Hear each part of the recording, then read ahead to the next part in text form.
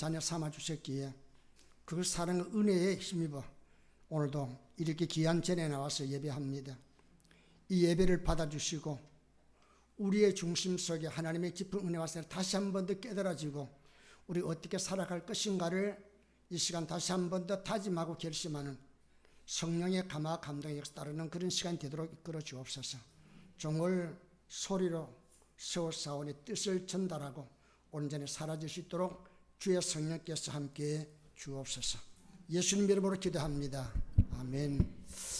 이제 어버이 날을 맞이하게 되고 어버이주를 맞이하다 보니까 만나는 사람들이 목사님 오래 사세요, 건강하세요, 그런 이야기를, 그런 인사도 하고, 또 여러분들이 또 부모님들에게 또 그렇게 인사할 줄 압니다. 어머님 건강하세요, 또 부모님 오래 사세요. 근데 제가 이제 그 말을 들으면서 오래 살아야 되고 건강해야 되겠지만은 그렇게 안 해도 살아야 할 이유가 있고 삶의 보람과 긍지가 있으면은 살아가게 됩니다. 그죠? 그런데 아무리 생각해 봐도 살 맛이 안 나는 사람이 있다고 한다면은 그건 안 되죠. 그래서 어버이 주일을 앞두고 제가 곰곰이 생각하다가 정말로 부모의 마음을 즐겁게 하고 삶의 보람을 안겨줄 수 있는 그런 삶은 바로 자녀들이 잘 되는 거다 하는 그런 생각이 들더라고요. 그래서 말씀 읽다가 이 본문 26절에 있는 말씀 우리 한번 같이 한번 읽어볼까요? 시작. 아이 사무엘이 점점 자라매 여호와와 사람들에게 은총을 더욱 받더라 하는 이 말씀이 제 가슴을 찡 울리더라고요. 그러면서 우리 자녀들이 말이에요, 지혜가 자라고 키가 자라고 하나님과 사람에게 사랑받고 은총을 입는 자가 된다면 어디 내놔도 자랑스럽죠. 그죠? 내가 사업적으로 성공하고 내가 직장이 좋아서 돈을 잘 법니다. 누가 보든지 나를 부러워하는 사람일지라도 내가 다른 것 간두고 자녀에게 농사에서 내가 실패한 자가 되었다고 한다면 가슴을 치면서 아마 울 거예요. 내가 왜 이렇게 살았는가? 그럴 겁니다. 그죠? 그래서 부모에게 가장 좋은 소식, 기쁨을 안겨줄 수 있는 그 비결은 뭐예요? 우선 자녀들은 내가 멋있게 살아드리는 거죠. 그죠? 그리고 부모님이 자식을 볼 때마다 내 땀 흘리고 눈물 흘릴 수가 헛되지 않구나 하는 그런 깨달음과 그런 인식이 자기에게 와진다면 행복한 삶이 아니겠는가 하는 그런 생각이 들었습니다. 부모님을 만나서 평생에 가장 큰 소원이 있다면 무엇일까요? 하고 묻는다면 만약에 제가 여러분을 그러면 여러분 뭐라고 대답하게요? 어떤 기도 제목을 이야기할 것 같아요? 뭘까요? 우리 권사님도 한번 이야기해 보세요.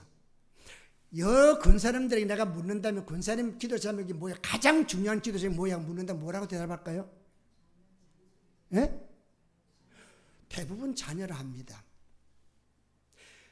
내 문제보다 더 중요한 것은 내 자녀가 잘 될 때에 설사 나는 어려움을 당한다 할지라도 자녀 잘 되는 것 때문에 내가 위로받고 내가 소망 가운데 살아갈 수 있습니다. 자녀가 잘 돼야죠. 이렇게 할 겁니다. 그죠?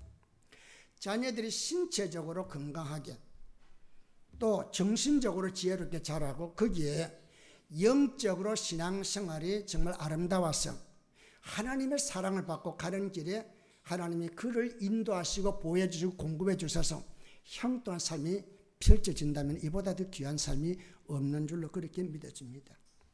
믿음의 부모에게 묻습니다.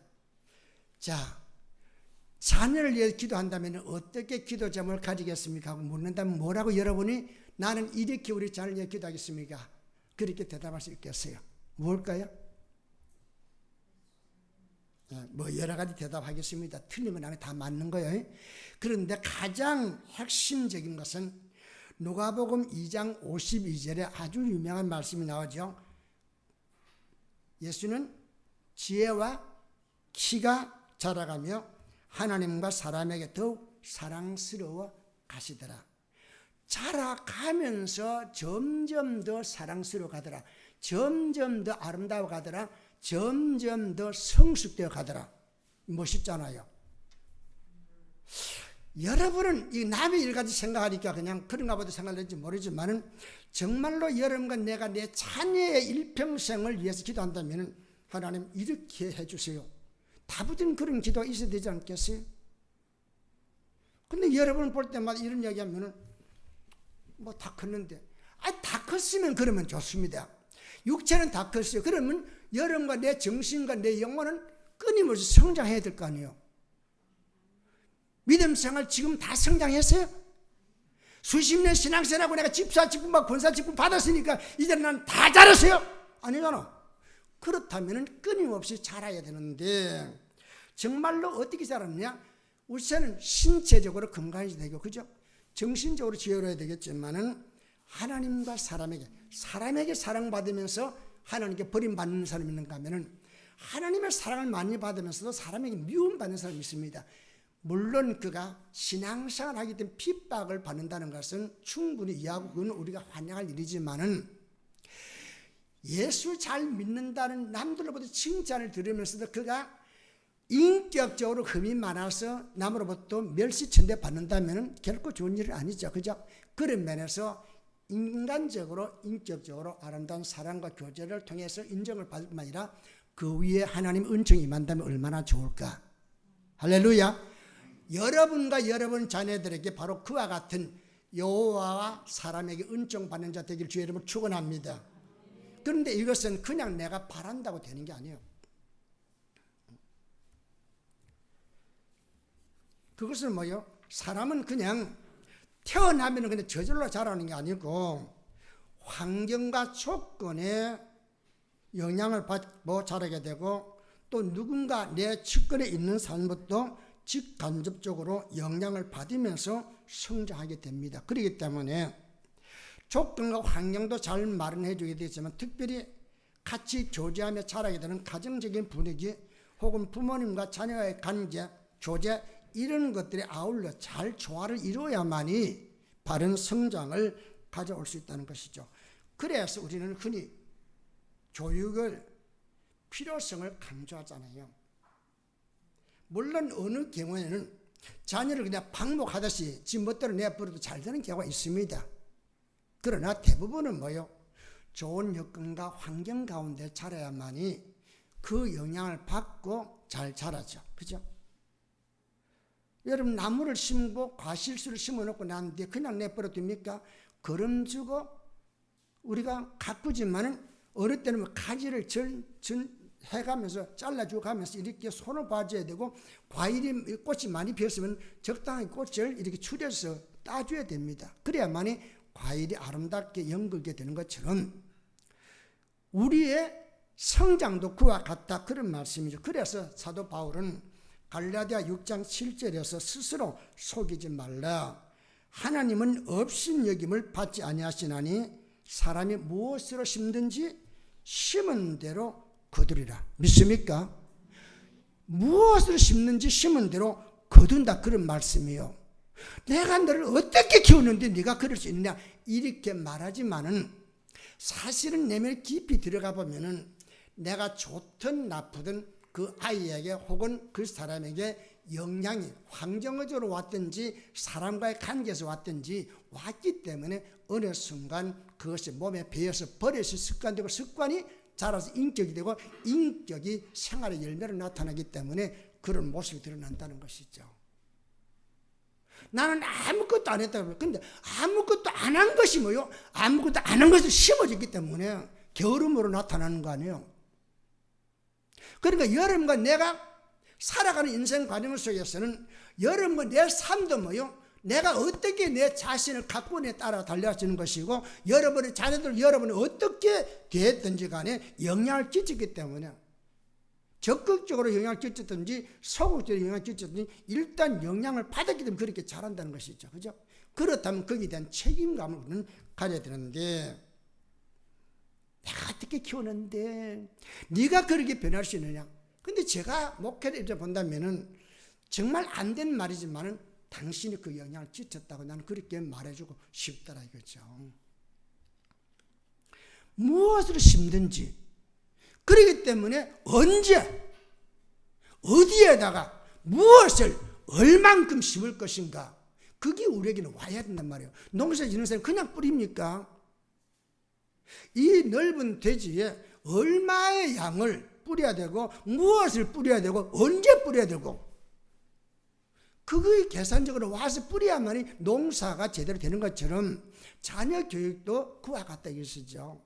자녀 교육만 아니라 여러분과 내 자신의 삶의 운명도 그렇게 된다는 것이. 그래서 사도 바울은 나는 심었고 아볼로는 물을 주었으되 오직 자라게 하신 이는 하나님뿐이니라. 할렐루야.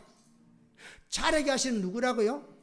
하나님이 하시는 것이고, 그럼 여러분과 나는 뭘 해야 돼요? 심어야 된다는 거죠. 그럼 가꾸는 건 우리가 할 일이라는 것이죠.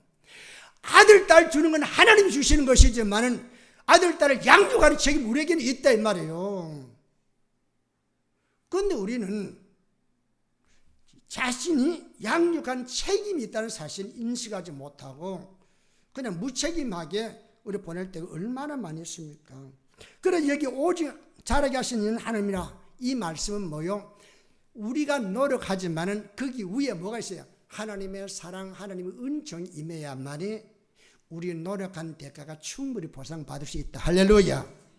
여러분, 신앙생활에 우리가 궁극적으로 외치할 것은 뭐요? 하나님의 은혜. 따라할까요? 하나님의 은혜로다. 하나님 은혜 아니고서는 안 되는 거예요. 자녀가 좀 성공적으로 자랐다 합시다. 아이, 내가 어떻게 키웠는데 이러지 마세요.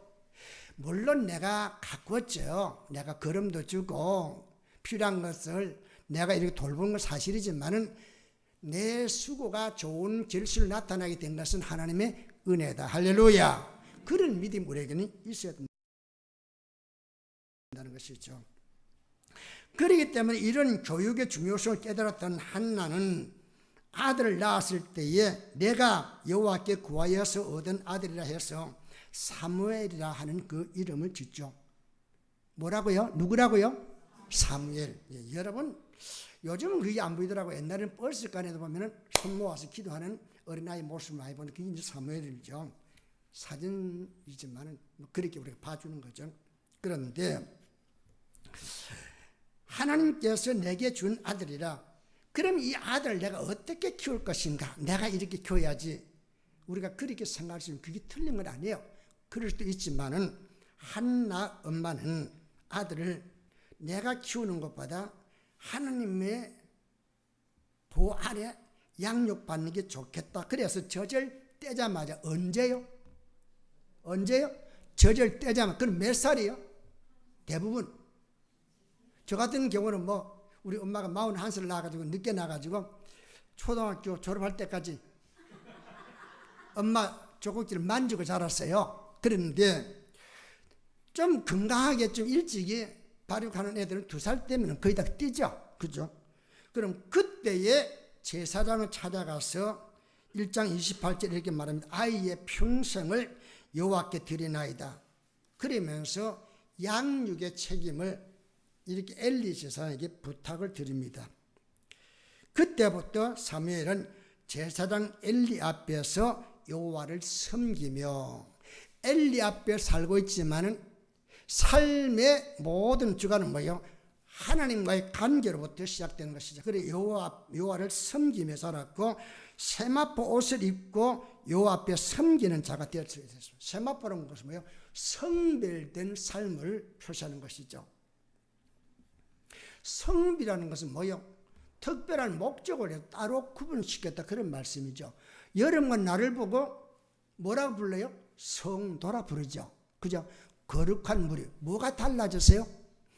교회 나오기 전과 교회 나오고 난 뒤에 내가 달라진 게 있어요? 내 외모는 달라진 게 하나도 없어요. 그런데 삶의 목적이 바꿔졌잖아요. 전에는 내 정욕대로, 내 육신의 안목대로 내가 살았습니다. 그런데 이제는 뭐요? 하나님의 영광을 위해서 살아야 할 그런 삶의 분명한 목적을 가지고 내가 살게 됐잖아요. 그러니까 나는 뭐요? 하나님의 선한 뜻을 이루기 위해서 특별하게 구별된 사람이라는 것이죠. 내가 잘난 게 아니라 하나님의 당신의 영광을 위해서 특별한 목적으로 이렇게 분리시켰단 말이죠. 그러니까 여러분과 내가 잘나서 성도된 건 아니고 하나님 나를 통해 영광을 받기 위해서 분리시켰으니까 분리된 난 줄 알고 그렇게 살라는 것이죠. 그런데 이 성도인데도 살아가는 모습 보면 전혀 성도가 아니에요. 불신자보다 더 악한 삶을 산다면은 그건 안 되는 거죠. 그래서 성도란 이름 때문에 오히려 하나님의 욕되가는 사람들이 얼마나 많으냐 말입니다. 그래 요 앞에 섬김을 자랐습니다. 그리고 26장 읽었던 대로 26절에 아이 사무엘이 점점 자라며, 어린아이가 한때 처음엔 너무 이쁘고 아름답고 순종 잘했어요. 그런데 중간에도 변질됐다는 게 아니고, 이 아이는 처음 태어나서 2살 때부터 엘리 제사장 앞에서 하나님을 섬기며 자랐는데, 그때부터 뭐요? 계속해서 여호와와 사람에게 은총을 받았더라. 할렐루야. 한번 따라할까요? 여호와와 사람에게 은총을 받는 자. 누가 되었으면 좋겠어요? 내가 되고 여러분의 자녀가 되기를 바란다. 그렇죠? 그렇게 되기를 바랍니다. 그러려면 여러분이 정말로 신앙적으로 내가 어떻게 내 자신을 가꾸고 내 자녀를 양육할 것인가에 대한 다분한 생각을 좀 가져보라는 거예요. 이거는 뭐 끌려가는 양처럼 말이지, 내가 건너가기 싫어 억질로 나와서는 안 되고, 정말로 하나님, 내가 어떻게 하면 하나님 뜻대로 살아갈 수 있겠나이까. 그래서 사모하는 마음은 하나님 음성 듣기를 바라는 그런 마음을 가질 때에 그게 가능하다는 것이죠. 이것은 모든 부모의 소원이기도 하잖아요. 사무엘은 나이에 따라 지혜와 키가 자라고 하나님과 사람의 은총을 받았기에 아름답게 성장해서는 하나님의 손에 귀하게 쓰임을 받을 수가 있었다는 거예요. 제가 이 설교를 준비하면서 마음에 안타까움으로 간 것은 뭐예요? 한국 교회 성도들의 치료받아야 할 부분이 무엇일까 생각이 옵니다. 그럴 때 와닿는 게 뭘까요? 사무엘이 점점 자라면라는 말씀처럼 신앙이 자라야 되는데 신앙이 스톱되어 있다는 거예요. 여러분의 신앙이 어디까지 자라는지 아세요? 간신히 서리집사, 안수집사, 권사까지는 자랐어. 좀 나오면 장로까지 자랐어. 근데 장로가 되고 난 뒤는 안 자란단 말이에요. 권사가 되고 난 뒤는 안 자란다는 겁니다. 여러분 그걸 인식합니까? 여러분이? 나는 다 됐다는 거예요. 나는 이만큼 믿으면 됐다는 겁니다. 천만의 말씀이 아직도 어린아이예요. 뭘 알아요? 근데 난 다 된 줄로 알고 있단 말입니다. 자녀들이 나이를 먹으면 지혜와 키가 자라 몸과 인격이 성숙해져야 하듯이 우리들의 신앙도 연료를 더하고 직분과 직책을 더하면 그만큼 자라야 하는 겁니다. 그런데 자랄 생각하지 못해 거기에 안주하면서 내가 어른이라는 거요. 글쎄요, 어른은 좋죠. 그러나 어른이라면 적어도 삶에 무게가 있어야 될 거 아니에요. 교회 안에서 어른 노릇 하려면 무게가 있어야 되는 거예요. 그런데 우리는 무게 노릇 하지 않고 권사한 나를 어떻게 봐? 형편없는 사람을 보니까 그렇게 하는 거 아니에요.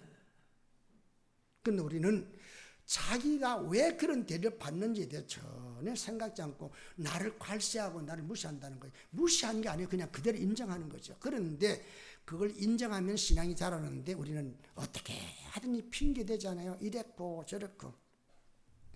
그래서 사도 바울은 우리가 다 하나님의 아들을 믿는 것과 아는 일이 하나가 되어 온전한 사랑을 이루어 그리스도의 장성한 분량이 충만한 때까지 이르라. 이 뭐요?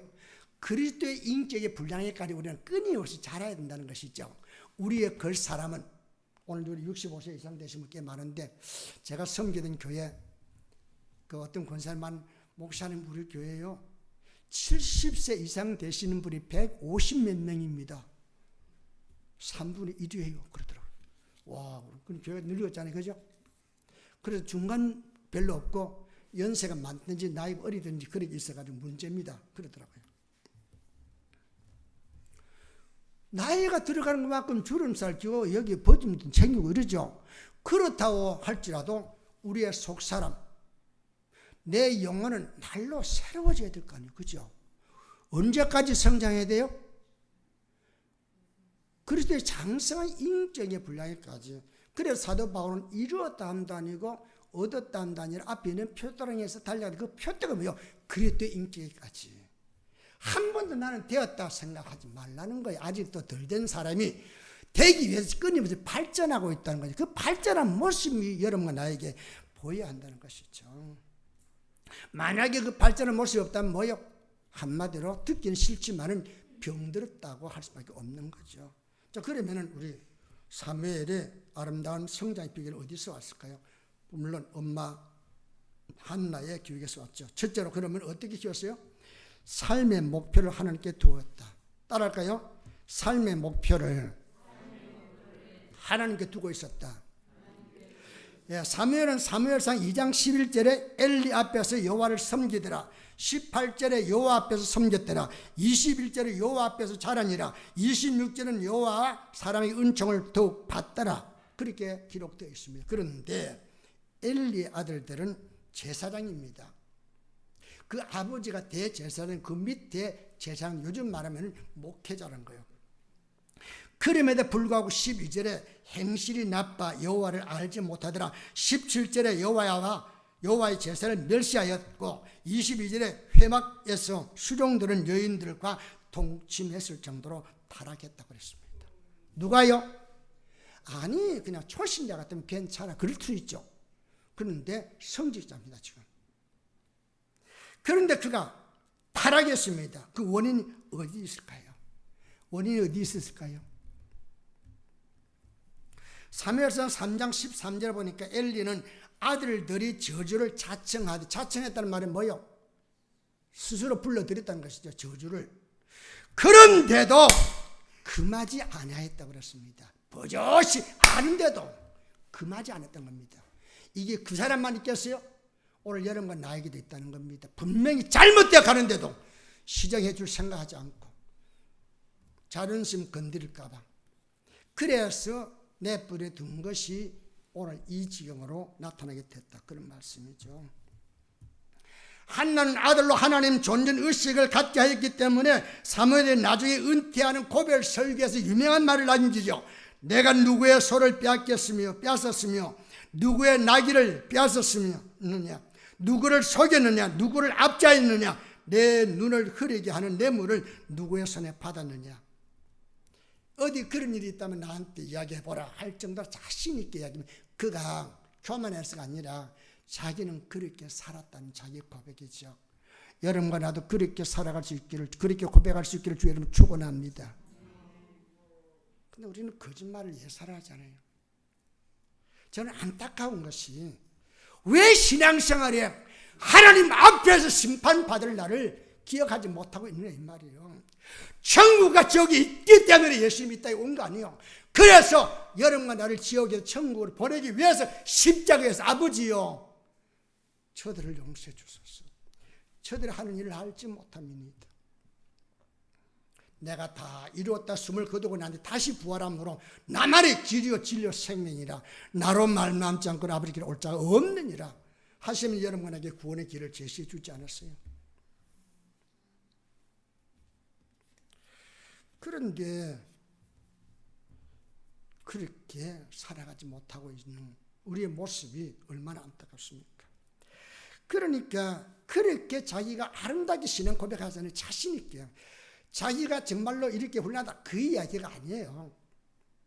적어도 자기는 하나님 존전의식, 하나님은 안 보이지만 하나님 저 위에서 내가 생각하고 내가 지금 이제 어떤 계획을 세우는까지 낱낱이 알고 계신다. 할렐루야. 이런 게 여러분과 나에게 있어요. 그러면 여러분의 평소 생활이 어떻게 될까요? 조심조심, 입조심, 기조심 다 하게 되죠. 근데 그게 없는 사람은 어떤 사람이요? 하나님 없는 거죠. 입술은 하나님 믿고 예수님 믿지만은 그의 삶 어떻게 예수가 있어요? 무슨 하나님이 계세요? 안하무인격이잖아요. 이게 너무 안타까운 거예요. 그렇기 때문에 오늘날까지 사무엘은 영적인 지도자로 추앙을 받고 있잖아요. 나는 여러분과 내가 또 여러분 자녀들이 그렇게 되기를 주의 이름으로 축원합니다. 우리 그렇게 되어야 되지 않겠어요? 두 번째는 뭐요? 따르면 삶의 기준을 하나님 말씀에 두고 있었다. 어떻게 살아갈 것이냐, 하나님 말씀을 허용하는 범위 안에서라고 하는 분명한 기준을 두고 살았다는 것이죠. 분위기에 따라 환경 따라 남들이 좋아하니까 그렇게 하고 이 사람이 허용하니까 이렇게 하겠다 그 이야기가 아니라 철없는 사람이 환영하고 인정해도 하나님 말씀 아니면 아닌 거예요.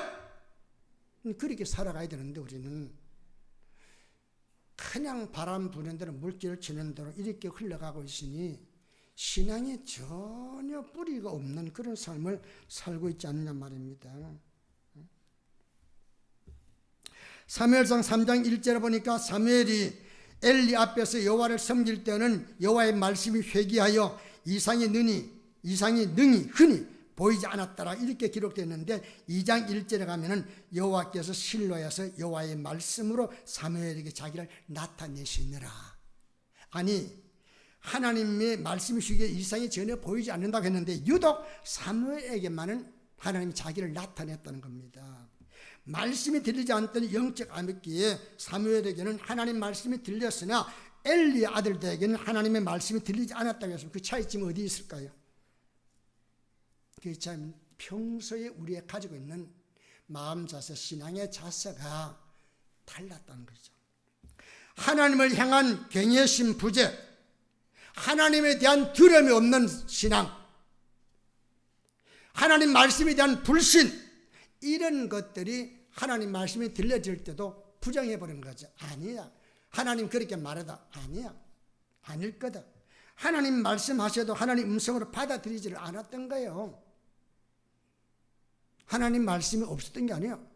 하나님 말씀하고 있지만 하나님 말씀을 처음부터 아예 받아들이지 않은 걸로 작정하고 있었단 말입니다.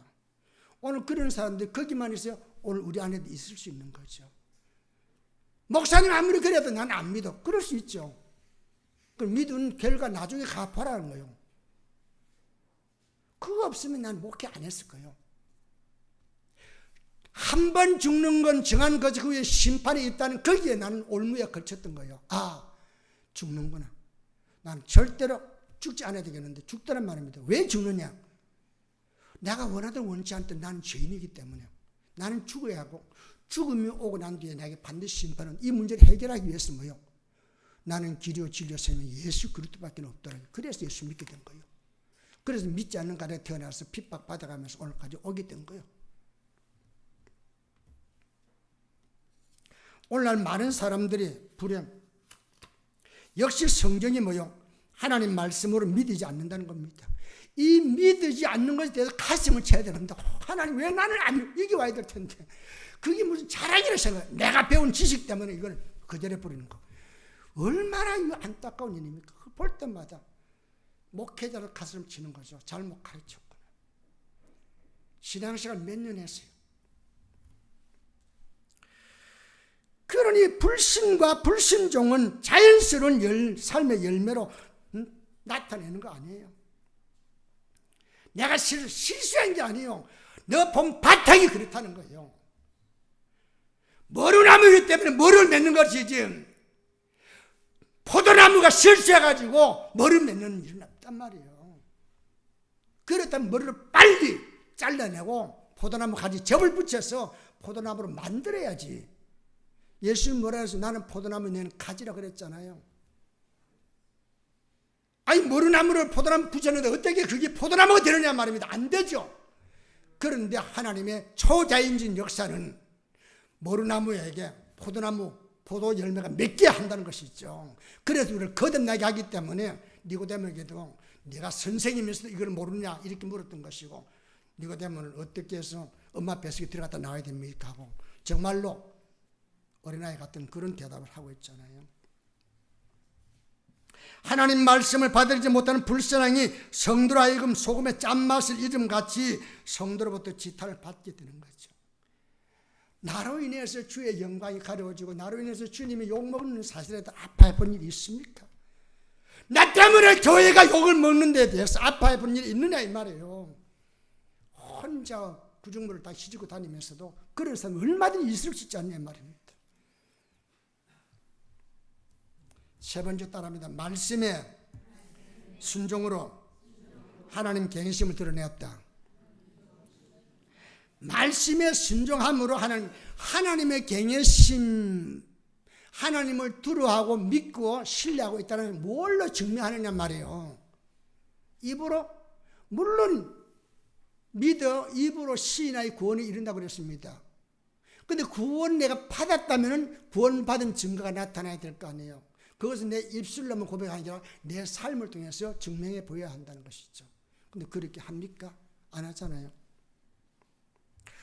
로마서 10장 10절에 믿음은 들음에서 나며 들음은 그리스도의 말씀으로 말미암았느니라 했습니다. 신앙생활을 하는데 믿음이 없다거나 믿음이 생기지 않는 것은 전적으로 자기 책임입니다. 그러면서 교회 열심히 나와야죠. 아이고, 목사님 믿음이 안 생겨요.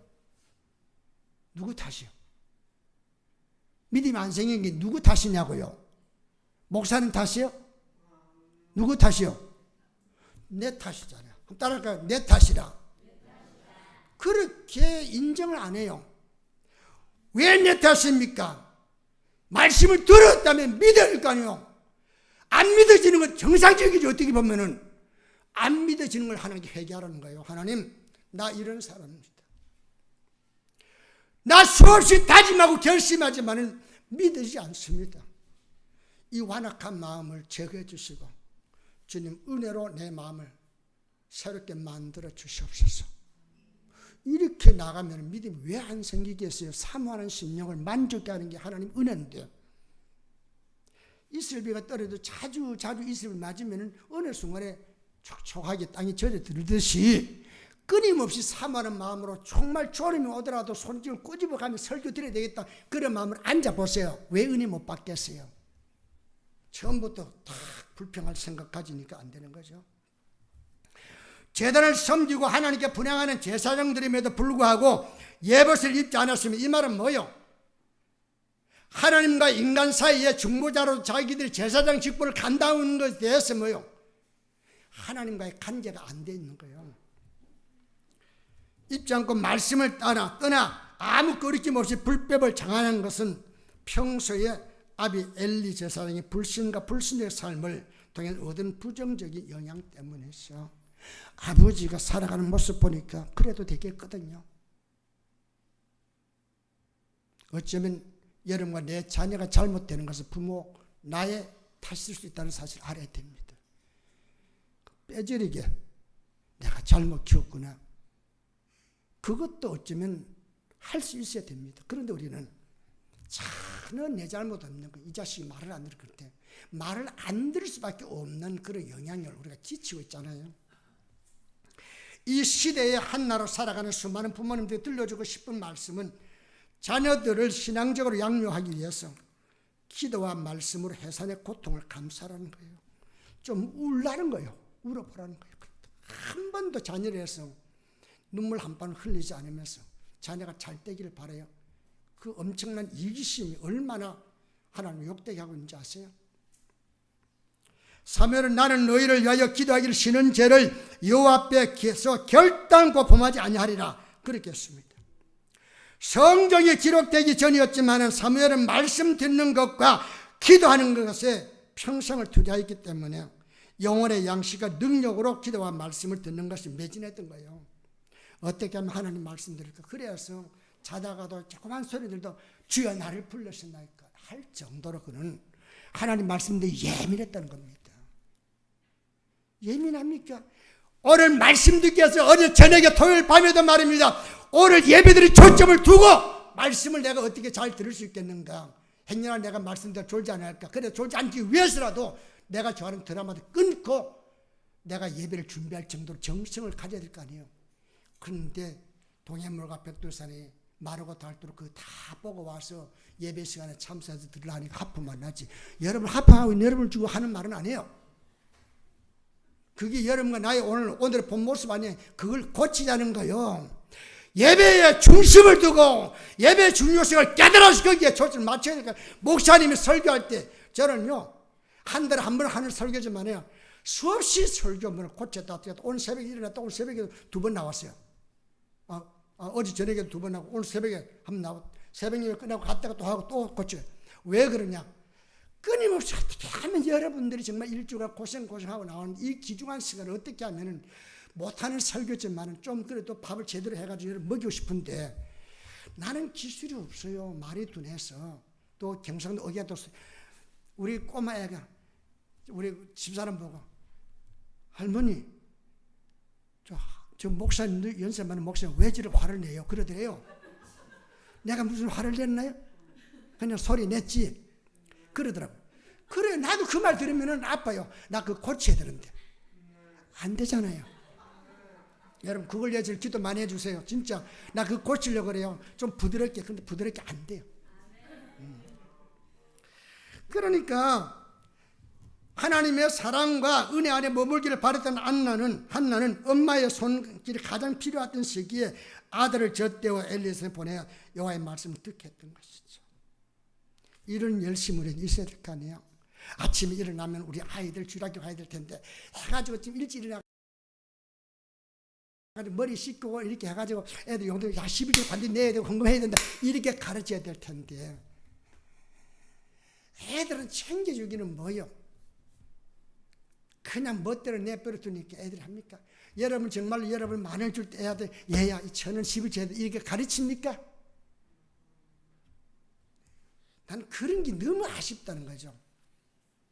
저는 그렇게 가르쳤고 우리가 달아온 우리의 세대는 그렇게 가르쳤어요.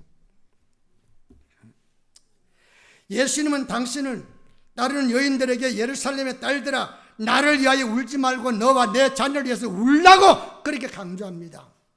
십자가를 지고 가는 예수님을 따라가는 여인들은 우니까 예수님 나 때문에 울지 마라. 나는 가야 할 길을 가지만은 내가 가는 이 길이 너희 자녀를 위해서인데 너희 자녀들을 위해서 울라고 한 거 아니에요. 자녀들이 그래 목사님 불쌍한 게 여러분 자녀가 더 불쌍한 거예요. 그렇다면은 여러분 자녀를 울 수 있는 마음이 가려야 될 거 아니에요. 내가 대신 울어줄까요? 나는 울어줄 수 있으면 울어주고 싶어요. 그런데 내가 여러분의 자녀들을 여러분만큼 내가 알 수 있겠어요? 못 알지. 자녀들을 출생시킬 때 해산의 고통 이상으로 자녀의 영혼을 거듭나게 하기 위한 해산의 고통을 감수하는 엄마들이 태라는 거예요. 그래서 그 엄마들에 의해서 자녀를 바르게 성장해서 하나님의 영광이 참여하는 자로 만들라는 거예요. 목회자의 안타까움은 어디 있어요? 긴 세월 동안 말씀으로 양육했는데도 성도들의 신앙이 성장하지는 않는다는 거예요. 믿을만 해서 권면하잖아요. 집사님 이렇게 살아야 되는 저렇게 살아야 되는 그게 싫대요. 그게 싫대요. 자기 나이기만 생각하고 자기 신앙의 나이는 전혀 생각지 않아. 수십 년 다니면 뭐예요? 신앙이 어린애인데 고쳐야 될 거 아니에요. 그래야 주님의 영광의 세계에 들어갈 거 아니에요. 우리가 이 땅에 살다 끝난다면은 나 신앙생활 안 해요. 뭐 올라갑니까? 노세 젊어서 노세 늙어지면 못나 그렇게 살아야지. 근데 내 세가 있잖아. 육신의 죽음이 끝난 날 새로운 믿음의 세계가 열리잖아. 할렐루야. 그 세계를 바라보기 때문에 참는 거 아니에요. 먹을 것도 참고 하고 싶은 것도 참고 어찌하든지 내 몸에서 그리스도가 존재함 되기 원해서 그렇게 노력하잖아요. 그런데 자신의 영혼 상태도 짐작 못할 뿐만 아니라 자녀들의 영혼 상태를 보지 못하는 부모님들의 우둔함과 무관심 볼 때마다 기가 막히는 거예요. 왜 그럴까? 분명 그 주의 날은 점점 다가옵니다. 그 말은 주님의 재림도 다가온다는 말도 되면 여러분과 내가 죽음이라는 과정을 통해서 이 땅을 떠날 때도 다가온다는 겁니다. 저는 이번에 두 교회 한 교회 가서 2번 설교하고 왔습니다. 제가 그랬습니다. 이게 나에게는 여러분에게 마지막 유언일 수 있다. 왜? 내가 다시 여러분에게 와서 말씀을 전할 수 있는 기회가 올는지 모르겠다. 오면 좋겠지만 잘 기억해 두고 나중에 하늘나라에서 만나자. 그때 가서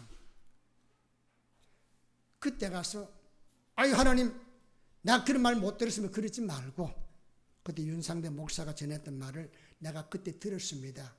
그렇게는 돼야 되지 않겠느냐 그랬습니다. 사랑하는 성도 여러분 제발 여호와와 사람들의 은총을 받는 그런 자녀로 그럼 여러분의 자신이 되기를 주의 이름으로 축원합니다. 축원합니다. 기도하겠습니다. 하나님 아버지 우리 자녀들도 잘해야 되겠지만 어른된 우리들도 신앙적으로 잘해야 합니다. 마땅히 잘해야 할 나이인데도 마땅히 차려야 할 직분과 직책을 가졌음에도 잘하지 못하고 있다면 신앙적으로 병든 상태입니다. 이 병든 상태로는 하나님을 영광스럽게 만나지 못합니다. 하나님, 자기 자신을 제대로 살필 수 있는 그런 영화를 허락해 주소서. 나여 망하게 되었나이다. 주여 나를 불쌍히 여겨 주소서. 기도하고 구원의 은총을 회복시켜 보람과 기쁨을 가지고 살아갈 뿐 아니라 내 주변에 있는 많은 사람들, 그게 자녀가 되든지 이웃이 되든지 그 사람들에게 아름다운 신앙의 영향을 끼칠 줄 아는 저들 되게 만들어 주셔서 우리 주변에 있는 많은 사람들 하여금 여호와와 사람들이 은총을 받는 자로 영향 끼치는 우리 모두가 될 수 있도록 은혜 베풀어 주옵소서. 예수님 이름으로 기도합니다. 아멘.